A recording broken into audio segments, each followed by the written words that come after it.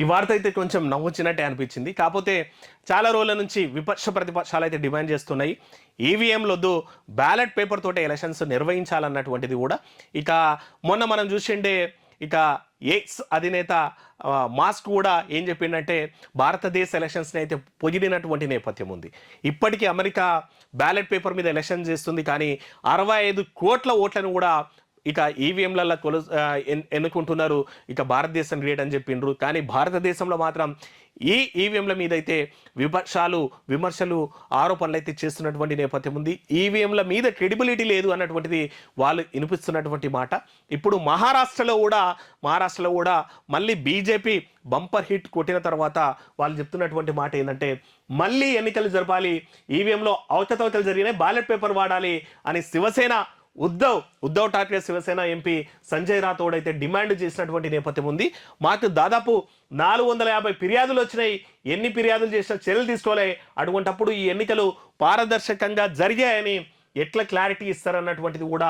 అందుకే ప్రస్తుత ఎన్నికలకు పక్కన పెట్టి బ్యాలెట్ పేపర్తో మళ్ళీ ఎన్నికలు జరపాలని కూడా సంజయ్ రౌత్ అంటే డిమాండ్ చేస్తున్నారంట. ఇక్కడ ఇంకోటి ఆయన డిమాండ్ చేయడానికి మెయిన్ రీజన్ ఏంటంటే నాసిక్లో ఓ అభ్యర్థి కుటుంబంలో 65 ఓట్లు ఉన్నాయంట, కానీ ఆయనకు పడ్డ ఓట్లు కేవలం 4 ఓట్లు పడ్డాయంట.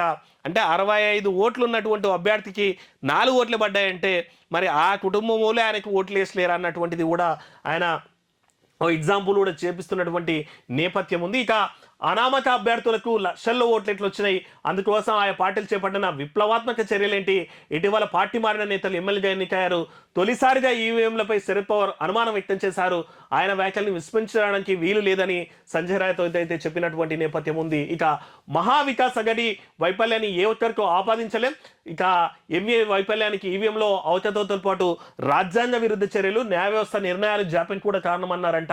ఇక మొత్తం మీద ఏంటంటే ఈవీఎంలు అనేటువంటిది నమ్మకం అయితే కలుగుతలేదు, మహాప్రభు మాకి బ్యాలెట్ పేపర్లతోటి ఎలక్షన్ జరగాలన్నటువంటిది అయితే చెప్తున్నారు.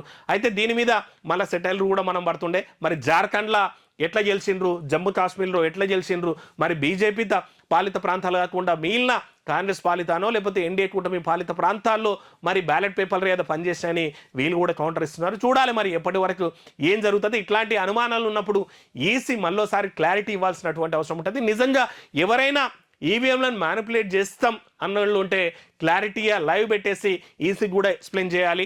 ఈసీకి కూడా ఈవీఎంలో ఈ బటన్ నొత్తి ఈ పాటికే పడుతున్నాయి, ఇట్లా మాకు డౌట్లు ఉన్నాయని కూడా వారు కూడా క్లారిటీ ఇచ్చి మొత్తం మీద మళ్ళొచ్చే ఎలక్షన్స్ వరకు కూడా జమిలీ ఎలక్షన్స్ అని అనుకుంటున్నటువంటి పరిస్థితుల్లో అప్పటికైనా సరే ఈవీఎంల మీద క్లారిటీ అయితే ఇవ్వాల్సిన అవసరం అయితే ఈసీకి గవర్నమెంట్కి అయితే స్పష్టంగా ఉంది.